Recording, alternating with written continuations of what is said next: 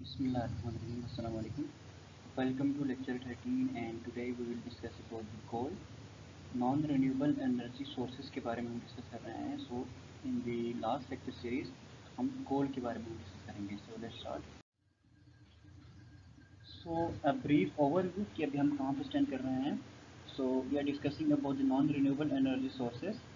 So today we will discuss about the coal. Coal power के बारे में हम आज डिस्कस करेंगे डिटेल में. So in the last lecture we have discussed already about the petroleum या फिर ऑयल के बारे में डिस्कस कर लिया था. And in the last lecture में हमने नेचुरल गैस के बारे में डिस्कस कर लिया था. एंड न्यूक्लियर एनर्जी के बारे में भी ऑलरेडी हमने डिस्कस कर लिया हुआ. So today the last lecture is about the coal. So what is coal? The definition: coal is a black and dark brown combustible rock made from of carbon. So carbon से बने होते हैं. सो जो है ना कोर की जो शक्ल होती है वो शेप होती है वो ब्लैक या फिर dark brown combustible rock which is made by carbon. It is formed millions of years ago when plants and trees died and fell into swamps. So just like natural gas, just like oil, and just like other fossil fuels, सो इसके भी यही origin है कि plant और trees को जब decay हो जाता है और बरीड हो जाता है ज़मीन के अंदर एंड मिलियंस ऑफ ईयर ये वो एगो जो है ना वो पास हो जाता है तो इसके सूरत में आपको कोल मिल जाता है. सो जब with the help of high pressure, बहुत हाई प्रेशर होता है जब वो बरीड हो जाता है तो उसके अंदर जब वैक्यूम बन जाता है तो high pressure and with the high temperature जब हो जाता है तो आपके पास कोल मिल जाता है after millions of years. So again this is the non renewable energy sources. That's why ये एक आप कह सकते हैं कि ये रेजरवायर है जो कि ख़त्म हो जाना है एकदम. सो स्वयम्स क्या होता है कि स्वयम्स वो जगह कहते हैं उस आप कंसिडर करें कि स्वयं वो जगह है जहाँ पे प्लांट और उसके जो ट्रीज हैं वो बरीड हो जाता है और वहाँ पे डिके हो जाता है. वो एरिया जहाँ पे ये प्लांट और ट्रीज डिके हो जाते हैं उसको हम स्वयं कहते हैं. Swamp conditions prevent the organisms from decaying completely, and after millions of years, intense heat and pressure core was formed. So स्वयं वो जगह है जहाँ पे organisms जो है ना वो मौजूद होते हैं और completely decay होने से बचाते हैं. And after millions of years और बहुत सारे सालों गुजरने के बाद with the presence of high pressure and high heat यानी कि high temperature आपके पास जो चीज़ मिल जाती है वह उसे हम कहते हैं कोल. सो concluding this slide, coal is a black dark brown combustible rock which is made of carbon. So plant और trees जब बरीड हो गए थे बहुत सालों पहले तो उसकी सूरत में जब डिके हो जाता है तो आपको बहुत मिलियंस ऑफ ईयर पास होने के बाद आपको कोल मिल जाता है. तो स्वैम्स एक ऐसी जगह है जहाँ पे प्लांट और ट्री जो है ना वहाँ जहाँ पर बरीड हो जाते हैं और with the help of high pressure and high temperature आपके पास कोल मिल जाता है. So this is the definition of coal. Okay, the background: coal is highly abundant and cheap resources. बहुत ज़्यादा चीप रिसोर्सेज हैं as compare to natural gas and as compare to oil. जो है ना वो कोल जो मिल जाता है ना वो आपको वो बहुत ही चीप है. Coal has powered the industrialization of many nations over the history and continues today. It is a big player in today's energy system, providing 40% of the world electricity. So right now अभी जो electricity की production हो रही है क्योंकि हम energy की बात करते हैं तो वहाँ पे इलेक्ट्रिसिटी की बात आजकल करते हैं, पहले के ज़माने में नहीं करते थे लेकिन आजकल करते हैं क्योंकि एनर्जी का मतलब होता है कि आपके पास इलेक्ट्रिसिटी कितनी है. क्योंकि इलेक्ट्रिसिटी जब आपके पास आती है तो आप उसको किसी भी एक्सटर्नल सेकेंडरी रिसोर्स के तौर पर आप यूज़ कर सकते हैं फ़ैन को चलाने के लिए और मल्टीपल जो चीज़ों को चलाने के लिए जो आपको चीज़ों की ज़रूरत होती है वो है इलेक्ट्रिसिटी. सो आपके पास इलेक्ट्रिसिटी जब आ गई तो आपके पास पावर आ गई एक तरह से. सो जब एनर्जी की बात करते हैं तो यहाँ पे इलेक्ट्रिसिटी की बात हो रही है. तो इलेक्ट्रिसिटी जो है ना वो टोटल वर्ल्ड में राइट नाउ 40% जो प्रोडक्शन हो रही है वो बिकॉज ऑफ कोल हो रही है. लेकिन इसमें मसला ये है one major concern with coal is the mining practice use to extract the resources, ecological impact and human safety issues both for the worker and neighboring countries are growing concern for the industry. So जो although ये बहुत ज़्यादा cheap है, बहुत ज़्यादा abundant में मौजूद होते हैं और बहुत आसानी से मतलब मिल जाते हैं क्योंकि अबंडेंट में मौजूद होते हैं, लेकिन इसको एक्सट्रैक्ट करना बहुत चैलेंजिंग पार्ट होता है क्योंकि माइंस और जो है ना वो गारों के अंदर जो है ना आपको जाना पड़ता है, फिर उसके बाद वहाँ से एक्सट्रैक्ट करना पड़ता है। सो लेबर्स के लिए, वहाँ पे काम करने लोगों के लिए ये बहुत ही हेल्थ सेफ्टी इश्यूज़ हैं, ह्यूमन सेफ्टी इश्यूज़ हैं for the workers and for neighbouring communities. Obvious सी बात है कि वहाँ पे जहाँ पे कोल मौजूद हैं, कोल के ज़खायर मौजूद हैं, सो आस-पास के इलाकों में लोग बसते हैं, तो उनके लिए भी ये सेफ्टी इश्यूज़ हैं। So one another safety issues is कि ये जो है ना कार्बन डाइऑक्साइड और कार्बन मोनोऑक्साइड बहुत ज़्यादा मतलब ये प्रोड्यूस करते हैं। So this is the another major concern जो कि हम ऑलरेडी जो कि हम डिस्कस करेंगे in the last section in disadvantages of coal में हम डिस्कस करेंगे। सो मेजर कंसर्न ये भी है कि carbon monoxide and carbon dioxide बहुत मेजरली प्रोड्यूस होते हैं, लेकिन कार्बन डाइऑक्साइड बहुत ज़्यादा प्रोड्यूस होते हैं जो कि इन्वायरमेंट के लिए और ह्यूमंस के लिए हैज़र्ड्स हैं। So coal is most CO2 intensive fossil fuel when combusted because it is composed of larger carbon. So कोल की डेफिनेशन में ही हमने पढ़ लिया था कि जो ज़्यादातर पोर्शन इसमें अंदर होते हैं, इसके अंदर होते हैं, वो है carbon. So carbon dioxide produce होती है इसके बाई प्रोडक्ट्स में। सो जब कार्बन डाइऑक्साइड प्रोड्यूस होता है जो कि इन्वायरमेंट के लिए बहुत ही हैज़र्ड है। Core also contain other elements that cause pollution problems such as sulfur, nitrogen, mercury and heavy metal. So in the pure form अगर आपके पास सल्फर मौजूद हो, नाइट्रोजन मौजूद हो, मरकरी मौजूद हो, तो ये हैज़र्ड नहीं होते हैं क्योंकि ये एलिमेंट्स की फॉर्म हो जाता है। लेकिन जब ये इन्वायरमेंट के साथ मिक्स होकर कोई और कंपाउंड बनाते हैं तो ये बहुत ही हैज़र्ड बनते हैं। फॉर एग्जांपल SO6 यानी कि एक्स सल्फर डाइऑक्साइड कह लें, SO2, SO4, SO3। So SO6 is leading cause of acid rain. So जब आप कोल के ऊपर जब कोई बारिश होती है तो ये जो कोल है वो आपस में रिएक्ट करके एक कंपाउंड बनते हैं जो कि हैज़र्ड है। NO2 emission, NOx emission contributes to smoke. In addition, particulates from coal combustion can be harmful to human health. तो स्मोक प्रोड्यूस होते हैं, जो स्मोक जब इन्वायरमेंट में चली जाती हैं which is compose of NOx and SOx, NO2 कह लें या SO2 कह लें, तो ये जब कंपाउंड आपस में मिक्स होकर स्मोक बन जाते हैं और स्मोक जब हम ह्यूमन इनहेल करते हैं तो हमारी हेल्थ के लिए बहुत ही हार्मफुल हो जाता है। Further, concern about climate change from greenhouse gas emission have put a spotlight on coal plants and have prompted the development of clean coal technologies like carbon capture and storage. So जो concern है, जो major concern है वह है green house gas की emission. सो जब emission होती है कार्बन डाइऑक्साइड, कार्बन मोनोऑक्साइड और सल्फर डाइऑक्साइड, नाइट्रोजन डाइऑक्साइड, इस तरह की चीज़ जब इन्वायरमेंट में चली जाती है तो इन्वायरमेंट जो है ना वो पोल्यूट हो जाता है। सो अभी ये ज़रूरत ये है कि क्लीन कोल के नाम से नया जो आइडिया आया है, जो जिसमें आजकल रिसर्चेस हो रही है या डेवलपमेंट हो रही है, प्रोजेक्ट्स आ रहे हैं। सो इन चीज़ों को प्रमोट करने की ज़रूरत है और technologies like carbon capture and storage जो है ना, कार्बन को कैप्चर करना और स्टोरेज करने के लिए जो टेक्नोलॉजी यूज़ होती है तो उनको प्रमोट करने की ज़रूरत है। So concluding this slide, coal although cheap है, ऑल्दो अबंडेंट में मौजूद हैं, although 40% of the world electricity इसकी वजह से प्रोड्यूस हो रही है, लेकिन जो मेजर कंसर्न्स है वो है कार्बन डाइऑक्साइड की प्रोडक्शन। सो कार्बन और अदर सल्फर डाइऑक्साइड और नाइट्रोजन डाइऑक्साइड की प्रोडक्शन जो कि स्मोक में चले जाते हैं और स्मोक जब ह्यूमन इनहेल करते हैं, सांस इनहेल करते हैं तो ऑक्सीजन के साथ ये चीज़ें भी ह्यूमन बॉडी के अंदर चली जाती है, तो जो कि हेल्थ के लिए बहुत कंसर्न्स है। फर्दर ग्रीन हाउस गैसेस की इमिशन भी एक कंसर्न है जिसके लिए ज़रूरी है कि क्लीन कोल और टेक्नोलॉजीज़ जिसमें कार्बन इमिशन को फ्री करने के लिए टेक्नोलॉजी यूज़ होती है या फिर कार्बन को स्टोर करने के लिए जो टेक्नोलॉजी होती है तो उनको प्रमोट करने की ज़रूरत है।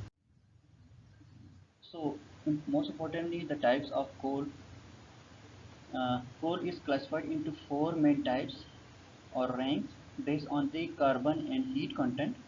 The general rule that is higher the grade of the coal, the cleaner it burns and more versatile it uses. So एक रूल है जिसके ऊपर कार्बन को कोल को क्लासिफाई किया गया है और कोल के डिफरेंट टाइप्स को जो है ना कोल को कैटेगराइज किया गया है. तो वो ये है कि the higher the grade of the coal, जिसमें कोल का जितना ग्रेड हाई होगा the cleaner it will burn and more versatile it uses. तो it will burn clearly और more versatile it will be used. So first types क्या है? Lignite 25% to 35% जो है ना इसके अंदर कार्बन के कंटेंट्स मौजूद होते हैं. Also referred to as brown coal, it is the lowest rank of the coal and most unused almost exclusively as fuel for electricity power production. So electricity power production के लिए यानी कि coal power plant में electricity production के लिए lignite ज़्यादातर use करते हैं. सो इसके अंदर जो कार्बन के कंटेंट मौजूद होते हैं वो 25 to 35% मौजूद होते हैं. सो जस्ट ये याद रखने की ज़रूरत है कि what is lignite. Lignite is the type of coal in which the percentage of the carbon is 25 to 35%. And इसको कहाँ पर यूज़ करते हैं? For the electricity production in, या फिर कह सकते हैं कि कोल पावर प्लांट में हम इलेक्ट्रिसिटी की प्रोडक्शन के लिए करते हैं. Or this is the lowest rank of the coal. Okay, so second is sub bituminous coal. Okay, इसको bituminous या फिर जब आप मार्केट में भी मिल जाते हैं, ये कुछ लिक्विड के फॉर्म में मौजूद होते हैं तो मिल जाते हैं एक डब्बे में, जस्ट लाइक कोई 15-16 लीटर के डब्बे में मिल जाते हैं. लेकिन इसको आप प्रोनाउंस कैसे करते हैं? बिटुमेन कहते हैं इसको. सो बिटुमेन, आल्दो इसको बिटुमेन भी कहते हैं और इसको प्रोनाउंस बिटुमेन भी कहते हैं. लेकिन लोकल मार्केट में, जब पाकिस्तान के लोकल मार्केट्स में जो आप लेने जाएंगे तो इसको बिटुमेन कहते हैं. So properties range from those lignite of those to bitumen coal. It is primarily used for the electricity power production. This coal generally has lower sulfur content than other types, which make it attractive for use because it burns clear. So जिस तरह एक general rule आपने यहाँ पे बोला था कि जितना ग्रेड जो है ना वो हाई होगा, जितना आप रैंक जो है ना वो ज़्यादा करेंगे उतना बैंड जो है ना वो क्लियर होगा. So this is the lowest rank. So ये क्लियरली बैंड नहीं होगा ऑब्वियसली. सो फर्दर जो है ना आपके पास सब बिटुमेन कोल जो है ना जिसके अंदर 35 to 45% कार्बन होते हैं, वो एज़ कम्पेयर टू लिग्नाइट ये ज़्यादा अच्छा बर्न करेगा और ज़्यादा क्लियरली जो है ना इसके फ्लेम्स होंगे. और फर्दर इसको भी जो है ना वो इलेक्ट्रिसिटी की प्रोटेक्शन के लिए पावर प्लांट में यूज़ करते हैं. So, concluding this slide, there are we have discussed in this slide there are four total type of coal. First is lignite, in which the carbon percentage is 25 to 35%, and second is sub-bituminous coal, in which the percentage is 35 to 45%. So lignite जो है ना उसको हम lower rank में consider करते हैं और उसको यूज़ करते हैं इलेक्ट्रिक पावर प्रोडक्शन में. ऑल्दो फोर जो टाइप्स है ना वो हर टाइप जो है ना वो डिफरेंट पावर जनरेशन के लिए इस्तेमाल करते हैं, यानी कि कोल पावर प्लांट में ही इस्तेमाल करते हैं, लेकिन उनकी यूजेस डिफरेंट है. किसी किसी के अंदर कंटेंट डिफरेंट है, कार्बन कंटेंट डिफरेंट है, किसी को हमने रैंक डिफरेंट किया हुआ है. सो कोई जो है ना वो ज़्यादा अच्छा फ्लेम प्रोड्यूस करता है, कोई कम फ्लेम प्रोड्यूस करते हैं. सो इस बेस पे इस फिलोसफी पे जो है ना कैटेगराइज किया गया है. सो फर्दर सब बिटुमिनस कोल में जो है ना वो सल्फर कंटेंट भी मौजूद होते हैं, which makes it attractive for use because it burns clearly. So third type is bitumen coal, bituminous coal. So okay, bitumen भी कहते हैं इसको. तो हम प्रोनाउंस इस तरह करते हैं, लेकिन जिस तरह मैंने बोला लास्ट स्लाइड में, तो इसको मार्केट में जब लेने जाएंगे तो इसको बिटुमन कोल भी कहते हैं. सो इसके अंदर जो कार्बन कंटेंट मौजूद होते हैं वो 45 to 86% कार्बन कंटेंट मौजूद होता है. So sometimes dark brown and with the well defined frames of light and dull material. It is used primarily as a fuel in electricity production or power generation, with substantial quantities also used for heat and power application in manufacturing and make coke for steel making. सो इसके अंदर carbon के content जो है वो 45 to 86% मौजूद होते हैं और इसको हम प्राइमरीली यूज़ करते हैं अगेन पावर जनरेशन के लिए और कोल पावर प्लांट में पावर जनरेशन के लिए इस्तेमाल करते हैं. लेकिन इसके यूसेज जो है ना वो ज़्यादा है, क्योंकि इसके इसके इसके जो फ्लेम्स हैं वो ज़्यादा अच्छे प्रोड्यूस होते हैं।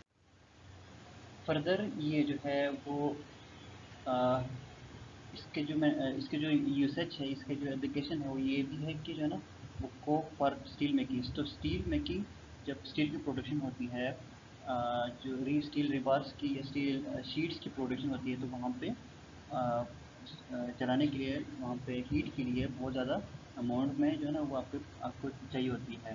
सो कोल वहाँ पे यूज़ करते हैं। कोल वहाँ पे यूज़ करते हैं फॉर दी स्टील मेकिंग। तो स्टील की प्रोडक्शन के लिए भी आप कोल को इस्तेमाल कर सकते हैं। सो लास्ट टाइप है एंथ्रासाइट कोल। सो इसमें 86 टू 97% कोल मौजूद होते हैं, जो कि हम यूज़ करते हैं फॉर स्टील मेकिंग और होम हीटिंग। सो घरों में इस्तेमाल करते हैं और स्टील मेकिंग के लिए, स्टील प्रोडक्शन के लिए, स्टील इंडस्ट्रीज़ में स्टील रिबार, जो सरिया होते हैं, स्टील रिबार या फिर स्टील के शीट्स को बनाने के लिए, स्टील के रोल्स को, हॉट रोल या फिर कोल्ड रोल को बनाने के लिए स्टील पावर प्लांट्स में या फिर स्टील इंडस्ट्रीज़ में यूज़ करते हैं इसको। सो कोल की एक्सट्रैक्शन कैसे की जाती है? So just like natural gas and oil. So natural gas and oil में क्या कर रहे थे, आप ड्रिल कर रहे थे। सो यहाँ पे आप क्या करेंगे, माइन करेंगे। आप पूरे अंडरग्राउंड माइनिंग करते हैं। सो ड्रिल नहीं करते हैं। सो ड्रिल जो है ना वो, ड्रिल में और माइनिंग में फ़र्क है। सो आप नेचुरल गैस में और ऑयल में, ऑयल के प्रोडक्शन के लिए, ऑयल के एक्सट्रैक्शन के लिए आप ड्रिल कर रहे थे, और with the help of pump जो है ना वो आप अंडरग्राउंड से आप पम्प करके ऊपर सरफेस पे ले आते थे, एंड देन उसको प्यूरीफाई कर रहे थे एंड डिफरेंट स्टेजेस से गुजार के। लेकिन कोल को आप क्या करेंगे, माइन करेंगे, यानी कि अंडरग्राउंड माइन करेंगे या फिर सरफेस माइन करेंगे। सो अंडरग्राउंड माइन करने के बाद, खोदने के बाद आप इसको कोल को बाहर निकालते हैं। The choice of mining method is largely determined by geology of the local of the coal deposits and its distance to the surface. So सर्वे किया जाता है, एंड देन इंजीनियर्स और जियोलॉजिस्ट डिफरेंट लोकेशंस प्रोवाइड करने के बाद, geology पे depend करता है, यानी कि उस पर डिपेंड करता है, उन पर डिपेंड करता है, और डिफरेंट लोकेशंस को आइडेंटिफाई करने के बाद वहाँ पे माइन किया जाता है। Underground mining currently accounts for large share of world coal production than surface mining. So surface mining यानी कि obviously जो ना coal exist जो करते हैं ना वो बहुत ज़्यादा depth में exist करते हैं। So underground mining को ज़्यादा prefer किया जाता है, ज़्यादा use किया जाता है as compared to surface mining. surface की mining को कम use किया जाता है। Coal can be burned for heating or to produce electricity, to convert thermal coal to electricity. It is first milled to a fine powder which increase the surface area and allows to burn more quickly. So coal can be burned for heating and produce electricity. So coal directly जो है ना वो इसको heating के लिए भी इस्तेमाल कर सकते हैं और इलेक्ट्रिसिटी प्रोडक्शन के लिए भी इस्तेमाल कर सकते हैं। To convert thermal coal to electricity, then it is first milled to a fine powder. So आगे हम उसको आगे थर्मल पावर प्लांट में किस तरह काम करते हैं उसको हम डिफाइन करेंगे। सो यहाँ पे एक सेंटेंस बताया हुआ है कि इलेक्ट्रिसिटी प्रोडक्शन के लिए जो आपके पास जो बड़े बड़े कोल मौजूद होते हैं उसको पाउडर की फॉर्म में, पाउडर की शक्ल में आप कन्वर्ट करते हैं, उसको फाइन पाउडर की फॉर्म में कन्वर्ट करते हैं, एंड देन इलेक्ट्रिसिटी प्रोडक्शन के लिए आप यूज़ करते हैं। उसको फर्दर डिस्कस करेंगे आगे वाली स्लाइड में। The hot gases and heat energy produced from combustion converts water into steam to run turbine and generator. So then melt करने के बाद fine powder में convert करते हैं, which increase the surface area and allows to burn more quickly. So as compared to जो आपके पास जो original coal मौजूद होता है उसको fine powder में जो ना वो कन्वर्ट करते हैं। So as compare to original जो आपके पास कोल मौजूद होते हैं, सो फाइन पाउडर में कन्वर्ट करते हैं, तो वो बर्न जो है ना वो बहुत क्विकली होता है, बहुत जल्दी बर्न हो जाता है, और जो उसके बर्न होने की वजह से जो hot gases and heat energy जो प्रोड्यूस होते हैं, सो उसको आप कन्वर्ट करते हैं स्टीम में। स्टीम में कन्वर्ट करने के बाद जो ना टरबाइन को रन करने के लिए इस्तेमाल करते हैं और जनरेटर को रन करने के लिए इस्तेमाल करते हैं। टरबाइन और जनरेटर रन हो गए तो इसका मतलब आपके पास इलेक्ट्रिसिटी प्रोटेक्शन होगी। So just simple philosophy use कर रहे हैं। जिस तरह आप विंड पावर में, जिस तरह आप बायोमास में या फिर आप सोलर में आप कर रहे थे, टरबाइन का मूव करा रहे थे एंड देन टरबाइन के मूव कराने के रिजल्ट में जनरेटर मूव हो रहा था। तो जनरेटर जब मूव हो जाता है तो आपको पास इलेक्ट्रिसिटी मिल जाती है। सेम फिलोसफी यहाँ पे कर रहे हैं, लेकिन सोर्स डिफरेंट है। सोर्स यहाँ पे कोल है और वहाँ पे विंड या फिर सोलर थी। सो लेकिन स्ट्रेटेजी जो है ना वो बिल्कुल सेम है। So high quality coal is also useful raw material. So अगर आपके पास इसके अंदर कार्बन कंटेंट्स जो है ज़्यादा होते हैं तो वो यूज़फुल होते हैं, जो कि रॉ मटेरियल के तौर पर भी आप इस्तेमाल कर सकते हैं। For example it can be convert to coke for steel making. So जिस तरह हमने डिस्कस कर लिया था कि जब आपके पास कार्बन की क्वांटिटी इसमें ज़्यादा होती है तो उसको as it is as a raw material जो आपको मिल जाता है उसे एज इट इज़ आपको स्टील की प्रोडक्शन के लिए आप यूज़ कर सकते हैं। उसको कन्वर्ट करने की, इसको पाउडर फॉर्म में लाने की ज़रूरत नहीं होती, एज इट इज़ आप यूज़ करते हैं। Coal can also be converted to liquid or synthetic gas by advanced chemical process, make it possible but costly replacement of natural gas or liquid fuel. So coal को जो है वो आपके पास natural gas में convert कर भी सकते हैं बाई डिफरेंट केमिकल प्रोसेसेस। सो कोल को जो है ना वो नेचुरल गैस में कन्वर्ट करके नेचुरल गैस के रिप्लेसमेंट में यूज़ कर सकते हैं। Not the exact natural gas में आप प्रोड्यूस करते हैं, लेकिन नेचुरल गैस की जो एप्लीकेशन है वहाँ पे भी आप कोल को कन्वर्ट करके इस्तेमाल कर सकते हैं, लेकिन उसको बहुत ज़्यादा केमिकल प्रोसेसेस से गुजारना पड़ता है, लेकिन वो बहुत ही कॉस्टली होता है। Okay, most importantly how do thermal coal power plant works. The conversion of this coal to the end goal of electricity is multi-phase faceted process. तो फर्स्ट स्टेप में क्या होता है, total there are 4 steps. First step में क्या होता है, the coal must be unloaded from the train. Train कहें या फिर गाड़ी कहें या फिर मोस्ट एडवांस कंट्रीज़ में जो है ना वो ट्रेन्स होते हैं। सो कोल ट्रेन्स आपने मूवीज़ में देखे होंगे। सो कोल ट्रेन में जो होते हैं तो उसमें कोल ही एक्सपोर्ट किया जाता है। सो वहाँ पे कोल जो है ना वो ट्रेन्स के थ्रू एक्सपोर्ट करने के बाद या फिर ट्रेवल्स करने के बाद, यानी कि एक जगह से दूसरी जगह पहुँचाने के बाद क्या करते हैं, traditional way of doing this required the use of cranes picking up the coal from the cars. However, newer power plants have floor underneath the train tracks drop away, allowing the coal to be dropped into the underground containments. Doing so does not even require the train to stop moving. Okay, so क्या करते हैं कि सबसे पहले unload किया जाता है, जो चूँकि आपके पास अंडर माइन से, अंडरग्राउंड से आपने कोल निकाला, उसको ट्रांसपोर्ट किया और जहाँ पे आपने पावर प्लांट लगाए हुए हैं वहाँ पे ट्रांसपोर्ट कर दिया। सेकेंड स्टेप में क्या होता है, once unloaded the coal is then pulverized into fine powder by large grinder. So pulverize जो कहते हैं, यानी कि pulverize कहते हैं ग्राउंडेड को, या फाइन पाउडर में जब आप कन्वर्ट करते हैं तो उसको कहते हैं, यानी कि आप कहते हैं ग्राउंडेड, इसको आप पीसना यानी कि ग्राउंड करना। This ensures nearly complete burning of the coal in order to maximize the heat given off and to minimize pollutants. So just as it is as a pure form में जब कोल आते हैं तो इसको एज ए प्योर फॉर्म में इस्तेमाल करना, इसकी एफिशिएंसी जो है ना वो कम हो जाती है, लेकिन आप इसको पोलराइज करके एंड फाइन पाउडर में कन्वर्ट करके जब आप यूज़ करते हैं तो इसकी बर्निंग क्वालिटी वो बढ़ जाती है।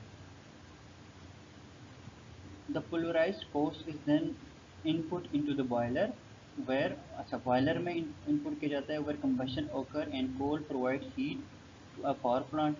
This heat is transferred to the pipe through pressurized water which boils the steam. Okay, so again इसको बंद किया जाता है pulverized coal को। जब आप बंद करते हैं, बंद कहाँ पे करते हैं, बॉयलर में करते हैं। और फर्स्ट स्टेप में क्या किया, आपने जस्ट ट्रांसपोर्ट किया, जहाँ से आपको कोल मिल रही थी वहाँ से ट्रांसपोर्ट करके अनलोड कर दिया। अनलोड करने के बाद आपने फाइन पाउडर में पुलराइज कर दिया, यानी कि फाइन पाउडर में ग्राउंड कर दिया, पीस दिया। सो छोटी छोटी पीस में फाइन पाउडर में जब इसको ग्राउंड करते हैं, सो क्या करते हैं फिर इसके बाद नेक्स्ट स्टेप में आप बॉयलर में इंटर करते हैं। बॉयलर क्या करते हैं कि बॉयलर में कंबशन होती है, which combustion occur and coal provide heat to the power plant. So जो पावर प्लांट, जो बॉयलर के पास जो पावर प्लांट लगाए हुए हैं वहाँ पे हीट प्रोवाइड करते हैं। सो हीट कहाँ पे प्रोवाइड करते हैं? This heat is transferred to pipes containing high pressure. So एक पाइप्स में जो है ना हाई प्रेशर जो है ना वो water, high pressure water which boil the steam, यानी कि एक पाइप से जो है ना वो सर्कुलेट हो रही होती है वाटर। सो उस पाइप को हीट करते हैं, तो वो जो पाइप को हीट करने की वजह से आपके पास स्टीम मिल गई। सो थर्ड स्टेप में आपको स्टीम मिल रही होती है। कैसे? बॉयलर के अंदर कंबशन होती है और कंबशन की वजह से हीट जब आप प्रोड्यूस करते हैं, सो तो हीट, वही हीट जो है वो पाइप्स को हीट करते हैं जिसके अंदर वाटर है, एंड देन आपके पास स्टीम मिल जाती है। और आपके पास स्टीम मिल गई तो थर्ड एंड लास्ट स्टेप में क्या होता है? Steam then travels through turbine causing it to rotate extremely fast, which in turn spins a generator, producing electricity. This electricity can then be input for electricity grid for the use of the society. So last step में क्या होता है कि आपके पास steam आ गई, तो steam जो है ना वो टरबाइन को मूव करता है। टरबाइन को मूव किया तो इसका मतलब टरबाइन ने जनरेटर को मूव किया, and then in this way electricity produce होती है। तो बहुत ही सिंपल 4 स्टेप्स हैं। So first of all coal को जो है ना वो माइन से निकाला जाता है, उसे ट्रांसपोर्ट किया जाता है बाय मीन्स ऑफ ट्रेन या बाय मीन्स ऑफ कार्स या डिफरेंट और कोई ज़रिया जो भी होता है। सो उसको ट्रांसपोर्ट किया जाता है। एक बार अनलोड करने के बाद उसको पोलराइज किया जाता है, ग्राउंड किया जाता है फाइन पाउडर में, एंड देन इसको बर्न किया जाता है। और देन इसको बॉयलर में इनपुट किया जाता है, बॉयलर में डाला जाता है, एंड देन वहाँ पे कंबशन होती है और वहाँ पे हीट प्रोड्यूस होती है, and then this amount of heat is transfer to the pipe. Pipe के अक्रॉस ट्रांसफ़र किया जाता है जिसके अंदर हाई प्रेशर वाटर सर्कुलेट हो रहा होता है, एंड देन पाइप को जब ये हीट ट्रांसफ़र किया तो इसका मतलब वाटर जो है ना वो स्टीम में कन्वर्ट हो गई, जो कि पाइप के अंदर रोटेट हो रही है। सो स्टीम में कन्वर्ट होने के बाद एंड देन इस स्टीम को आप यूज़ करते हैं टरबाइन को मूव कराने के लिए। और जब टरबाइन मूव हो गया तो इसका मतलब आपके पास टरबाइन रोटेट हो रही है, तो टरबाइन के रोटेशन की वजह से आपको जनरेटर जो है ना वो स्पिन हो जाती है, एंड देन इलेक्ट्रिसिटी प्रोड्यूशन होती है। इसको पिक्चर के थ्रू समझ लेते हैं। सो आपके पास कोल जो है वो एक्सट्रैक्ट करके कोल आपके पास मिल जाती है। कोल यहाँ पे मिल जाने के बाद यहाँ पे ग्राउंड किया जाता है, इसके थ्रू यहाँ से ग्राउंड कर दिया। ग्राउंड करने के बाद आप फाइन पाउडर में आपने इसको कन्वर्ट कर दिया, एंड देन आपने इसको इंटर कर दिया बॉयलर में। बॉयलर में इंटर करने के बाद बॉयलर में ऑलरेडी एक पाइप है, पाइप में हाई प्रेशर वाटर वो सर्कुलेट हो रही है, वाटर सर्कुलेट हो रही है और देन रिवर में जा रही है, और देन ये एक सर्कुलेट, जिस तरह हीट एक्सचेंजर है ना वही उसी तरह वाटर सर्कुलेट हो रही है। और तो वाटर के अंदर जो वाटर मौजूद है, because of this heat from the coal coal की वजह से जो हीट प्रोडक्शन होती है, वो जब हीट हो जाते हैं, वाटर को हीट करते हैं, तो वाटर जो है ना वो में स्टीम में कन्वर्ट हो गई। तो जिस स्टीम जो है ना वो ये स्टीम है वो आपके पास यहाँ से आ गई, एंड देन टरबाइन के ब्लेड्स को मूव कर दिया। टरबाइन के ब्लेड्स को मूव करने के बाद आपके पास let's suppose this is a generator, and this generator को मूव कर दिया, जनरेटर की शाफ्ट मूव हुई, तो इसका मतलब आपके पास इलेक्ट्रिसिटी की प्रोडक्शन होगी। So this amount of electricity is transfer to the transformer. Transformer जो है ना वो आपके पास क्या करता है, स्टेप इन स्टेप अप या फिर स्टेप डाउन करता है। तो स्टेप अप यानी कि अपनी रिक्वायरमेंट के हिसाब से लेट्स सपोज किसी लोकल एरिया में कम पावर चाहिए होता है, जहाँ पे होम अप्लाइंसेस है वहाँ पे कम पावर चाहिए होती है। फॉर एग्जांपल किसी दूसरे साइड पे अगर इंडस्ट्री लगी हुई है तो वहाँ पे ज़्यादा चाहिए होती है, तो ट्रांसफार्मर अपने हिसाब से एडजस्ट करके लोकल्स में सप्लाई करते हैं। So again I am discussing the this picture, इसको मैं मिटा देता हूँ।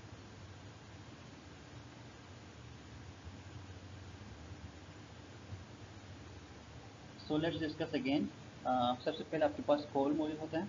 कोल को जो ट्रांसपोर्ट किया जाता है by means of this, and then यहाँ पे पहुँचने के बाद फर्स्ट स्टेप में आप इसको ग्राउंड करते हैं, प्रोराइज करते हैं, एंड देन मतलब फाइन जो है ना वो पाउडर की शक्ल में कन्वर्ट करते हैं। एंड देन सेकेंड स्टेप में आप इसको बॉयलर में इंटर करते हैं। बॉयलर में कंबशन हो रही होती है, बॉयलर में यही जो कोल है ना वो हीटअप हो गई। सो हीटअप होगी तो इन दिस वे जो आपके पास जो पाइप मौजूद होते हैं जिसके अंदर से हाई प्रेशर वाटर सर्कुलेट कर रही होती है, and then this water by means of heat from the coal converts into the steam, and this steam is transported to the turbine. Turbine blades को मूव करते हैं, एंड टरबाइन ब्लेड्स मूव हो गई तो इसका मतलब आपके पास ये है जनरेटर मूव होगी, और जो जनरेटर मूव हो गई तो इसका मतलब आपके पास हीट इलेक्ट्रिसिटी की प्रोडक्शन हो गई। So advantages, coal energy is an affordable energy source because of the coal stable price compared to the other fuel sources. So as compared to other fuel sources जो है ना वो कोल के prices stable है, ये up and down नहीं होते। आपको पता होगा कि ऑयल जो है ना पेट्रोलियम और नेचुरल गैस की जो ऑयल है ना वो अप डाउन हो जाती है, डिपेंड करता है कि मार्केट में इनकी डिमांड क्या है। लेकिन कोल की जो प्राइस है ना वो ऑलमोस्ट स्टेबल है, अप एंड डाउन जो है ना वो वेरी नहीं करता रहता। Coal is age to burn, coal produce high energy upon combustion, coal is inexpensive, coal is abundant, coal energy is reliable energy source. So these are the advantages. So disadvantages क्या हैं? Coal produce large amount of carbon dioxide which leads to global warming. सबसे जो major concern है as compared to natural gas, oil and coal, although all types of renewable non-renewable energy sources है ना वो environmental hazards इनके अंदर बहुत सारे हैं, लेकिन सबसे ज़्यादा हैज़र्ड्स है वो कोल के अंदर है as compare to oil and natural gas, as compare to petroleum and natural gas. Coal के अंदर कोल की वजह से जो इन्वायरमेंटल हैज़र्ड्स होते हैं वो बहुत ज़्यादा होता है, क्योंकि इसके अंदर से कार्बन डाइऑक्साइड की इमिशन बहुत ज़्यादा होती है। The burning of coal is not environmental friendly because it produces harmful byproducts and gas emissions such as sulfur dioxide, carbon dioxide, nitrogen oxide, and causes pollution to environment including acid rain.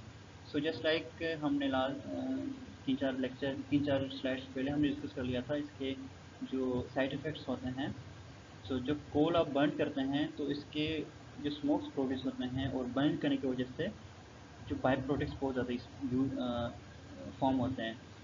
So sulphur dioxide, carbon dioxide and acid rains जो है ना वो smoke की form में environment में चले जाते हैं, क्योंकि ह्यूमन जब इनहेल करते हैं तो ह्यूमन को बहुत ज़्यादा नुकसानदा हो सकता है। Coal is a non renewable energy sources, coal is fast depleting because we consume it too much.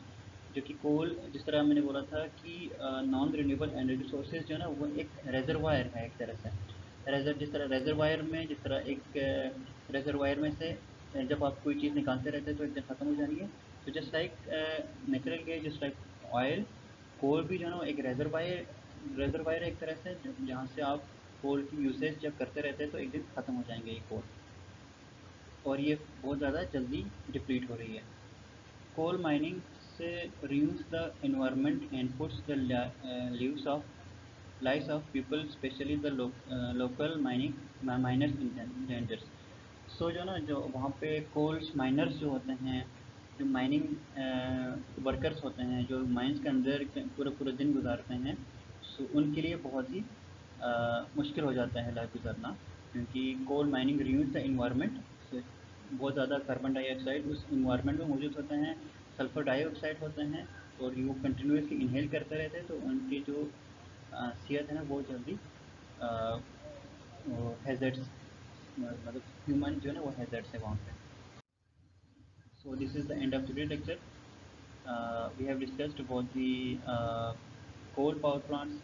We have discussed what is the coal definition हमने देख लिया है, the types of coal and the advantages and disadvantages of coal, and most importantly कोल को आपने देख लिया, and coal से energy कैसे प्रोड्यूस करते हैं, इलेक्ट्रिसिटी कैसे प्रोड्यूस करते हैं वो हमने डिटेल से देख लिया। So thank you so much.